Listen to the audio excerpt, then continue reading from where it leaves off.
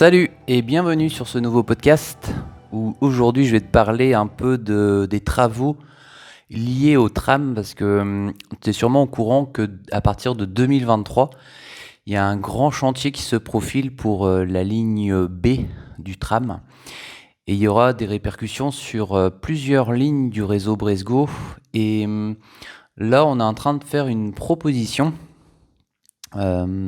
d'adaptation, d'ajustement parce que les trajets vont être modifiés sur Brest et j'aimerais un peu t'expliquer comment je fonctionne, enfin comment on fonctionne parce que là c'est un travail commun entre les exploitants et moi pour pouvoir proposer quelque chose de cohérent avec d'une part le réseau Bibus qui fonctionne d'une certaine façon et le réseau Bresgo pour essayer d'avoir une complémentarité entre l'arrivée à Porte de Gouinou, parce que là on a envisagé une arrivée à Porte de Gouinou et un départ à Porte de Gouinou également, pour aller soit assurer la ligne 20 en direction de Pouillarneau, ou soit la ligne 21 jusqu'à Lesneven. Alors comment je fonctionne un peu dans les hypothèses enfin dans une hypothèse, parce que là il s'agit que d'une hypothèse que je formule. Alors, on travaille beaucoup en termes de kilométrage en charge avec des clients, avec des passagers à bord.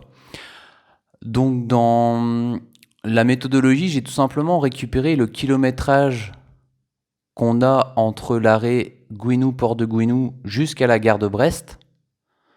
Donc j'ai calculé au total 6,8 km. Et l'idée, c'est que ce kilométrage-là, on le valorise avec davantage de trajets, soit en provenance de Pouillarneau, ou à destination de Pouillarneau, ou soit en provenance et à destination de Lesneven. Donc concrètement, ça veut dire que on propose plus d'allers et retours avec un terminus à la porte de Gouinou et les répercussions aussi que ça peut avoir sur là c'est un gros travail sur la totalité des services parce que là il y a alors là je précise bien, il s'agit des services uniquement de lignes régulières, mais après il y aura forcément un itinéraire différent pour les transports scolaires, les renforts qui desserviront certains arrêts sur Brest. Donc voilà, il faut vraiment dissocier les deux. Et là, je travaille uniquement sur la partie de ligne régulière. Alors, donc pour reprendre ces 6,8 km, ce que j'ai fait, c'est que j'ai déduit tout ce kilométrage sur l'ensemble des trajets, c'est-à-dire soit de la porte de Gouinou jusqu'à la gare routière de Brest, ou dans l'autre sens, c'est-à-dire de la gare routière de Brest jusqu'à Porte de Gouinou. J'ai déduit tout ça sur tous les jours de circulation qu'on réalise. Donc, pour faire simple, on va prendre du lundi au vendredi. Et je considère qu'on fait une économie, alors là, je parle de la ligne 20, de 102 km. Et après, je vais tout simplement faire 102 divisé par 32,1 pour voir combien de trajets on peut récupérer pour faire des services supplémentaires tout simplement jusqu'à... Alors là c'est dans le sens direction Pouillarneau. Et on se retrouve... alors là je précise bien c'est une moyenne parce que les chiffres sont pas forcément ronds. Mais pour résumer dans les calculs que j'ai pu faire, donc là je te donne un exemple sur du lundi au vendredi. Après il y a aussi des services qui fonctionnent le samedi et d'autres services qui fonctionnent le dimanche et les jours fériés. Alors j'ai fait une moyenne, hein, parce que à un moment donné, il faut prendre des chiffres ronds, parce qu'on ne peut pas rajouter, par exemple, un trajet et demi ou deux trajets et demi. Donc j'ai vraiment arrondi et j'ai fait en sorte aussi que ce soit logique. C'est-à-dire que si on rajoute, par exemple, alors là je vais te donner des exemples concrets, comme ça va te parler. Là j'ai indiqué qu'on peut ajouter 3 trajets supplémentaires du lundi au vendredi sur la ligne 20. Et pour que ce soit cohérent, ces trois trajets supplémentaires, faut les rajouter aussi dans l'autre sens. Donc ça veut dire que ça nous fait 3 allers et retours supplémentaires du lundi au vendredi dans la proposition. J'insiste bien, il s'agit juste là d'une étude. Et après, j'ai estimé que pour le samedi, on pouvait rajouter 2 trajets supplémentaires. Donc pareil, 2 trajets dans le sens Plouguerneau-Brest et 2 trajets dans le sens Brest-Plouguerneau, enfin Port-de-Gouinou plutôt. Donc pour résumer, Plouguerneau, Port-de-Gouinou, Port-de-Gouinou, Plouguerneau. Et après le dimanche, j'ai mis 0 parce que le dimanche en exploitation, parce qu'il faut vraiment penser aussi côté exploitation, il y a un seul conducteur qui assure la totalité de la journée. Je précise bien là, il s'agit de la ligne 20. Donc on ne peut pas rajouter de trajets supplémentaires parce que tout simplement déjà l'amplitude est importante. Il y a déjà 3 allées et 3 retours. Donc là vraiment il n'y a pas de possibilité. Mais par contre, c'est ce que j'ai fait. Les kilométrages qu'on ne fait pas, je vais quand même les récupérer sur d'autres jours pour faire, j'appelle ça, j'insiste bien sur le fait que je travaille sur une moyenne. Par exemple, si du lundi au vendredi, les 102 km, ouais, bon, si tu fais 102 divisé par 32,1, tu trouves plus de 3 trajets possibles. Mais j'ai fait un global parce que... Alors, je vais pas rentrer dans le détail, mais là, j'ai fait un global des kilométrages avec plusieurs lignes parce qu'il y a la ligne 20, mais il y a aussi la ligne 21 impactée. Donc, pour résumer, on retrouve le kilométrage approximativement similaire à celui hors travaux. Et après, donc, une fois que j'ai fait ça pour la 20, j'ai fait aussi une petite étude sur la 21 avec exactement le même principe. Alors, je vais te donner un peu les chiffres pour que ça te parle. Alors là, le trajet, par exemple, là, c'est le même entre Port-de-Gouinou et la gare de Brest, ça fait 6,8 km.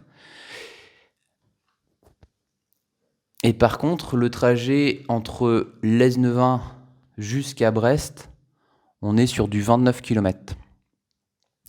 Et là, par contre, sur la ligne 21, il faut savoir qu'il y a plus de trajets aller-retour, parce que c'est la ligne qui est la plus fréquentée du Finistère. Donc on est, alors dans un sens, à 23 trajets. Donc ça, c'est dans le sens Brest, direction Lesneven.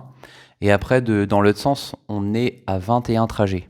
C'est pour ça que je dis qu'il y a 21 allers-retours par jour, parce qu'on a dans un sens 21 services, donc ça c'est dans le sens Lesneven-Brest, et dans l'autre 23. Donc moi je considère qu'on est à 21 allers-retours par jour. Et donc dans le calcul, c'est le même principe que sur la ligne 20. J'ai tout simplement fait un global des trajets, du nombre de trajets qu'on a. Donc là on en a, comme je disais, 21 dans un sens, 23 dans l'autre. Ça fait une économie de tant de kilomètres. Après, je fais pareil le samedi, le dimanche. Je fais une estimation des kilométrages qu'on va pouvoir récupérer. Et au final, parce que ça c'est ce qui va t'intéresser le plus, dans la proposition et dans l'étude surtout, parce que pour l'instant c'est que à l'état de projet, on peut ajouter 5 trajets supplémentaires du lundi au vendredi. Et là pareil, je suis resté cohérent quand je dis 5 trajets supplémentaires. C'est 5 trajets supplémentaires dans le sens Lesneven-Brest et aussi dans le sens inverse, c'est-à-dire dans le sens Brest-Lesneven. Le samedi, j'ai rajouté, en tout cas j'ai précisé qu'on pouvait rajouter 3 trajets supplémentaires dans les deux sens. Et par contre le dimanche, j'ai mis 0. Et donc quand je mets 0, c'est pareil que sur la ligne 20. Je considère comme que les kilométrages vont être revalorisés ailleurs. Par exemple, si on a dépassé un peu sur certains jours, le fait que le dimanche, il n'y a pas d'évolution, ça n'empêche que ces kilométrages-là vont être revalorisés ailleurs sur d'autres jours de la semaine, quoi, si tu veux. Voilà donc le principe. Alors, je vais pas te donner plus de détails parce qu'il n'y a aucune utilité. Puis là, on est vraiment au stade de projet. Mais je pense que c'est un podcast qui peut être utile. Alors, plus, je pense, destiné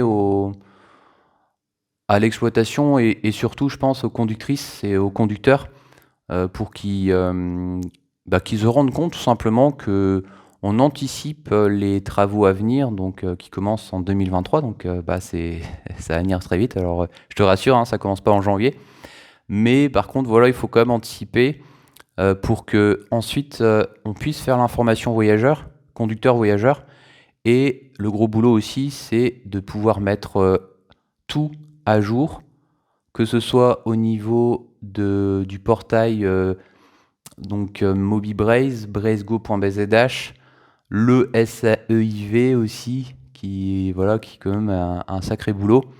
Et puis toute la mise à jour aussi sûrement des...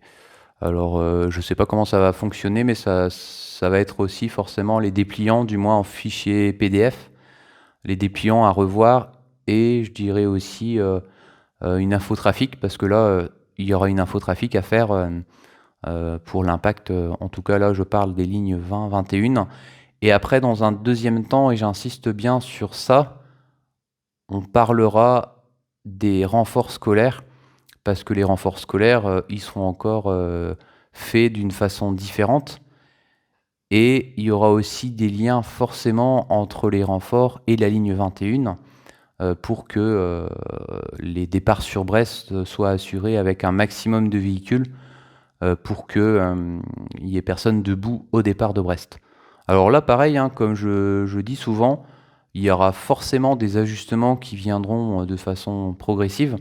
Donc ce qu'on va peut-être mettre en place à partir de telle date va peut-être évoluer peut-être d'ici, en fonction de ce qu'on verra d'ici quelques semaines ou quelques mois. Donc voilà, c'est important de le savoir que des ajustements seront toujours possibles en fonction de ce qu'on pourra voir et des correspondances possibles aussi. Et ça va être important avec le réseau Bibus et notamment avec les départs et les arrivées du tram. Donc on va dire le gros chantier, ça va être à la fois de tenir en exploitation sur les évolutions liées aux travaux et à la fois de pouvoir, alors pas tout le temps ajuster, mais au moins d'essayer de faire le maximum pour être cohérent avec les horaires Bibus. Et on est sur plusieurs calendriers parce que les travaux démarrent en 2023, donc ça va concerner les périodes d'hiver et aussi les périodes d'été. On va terminer là pour ce podcast. Je te dis à très vite, soit pour une prochaine vidéo, soit pour un prochain podcast. Et puis, Kenavo, salut!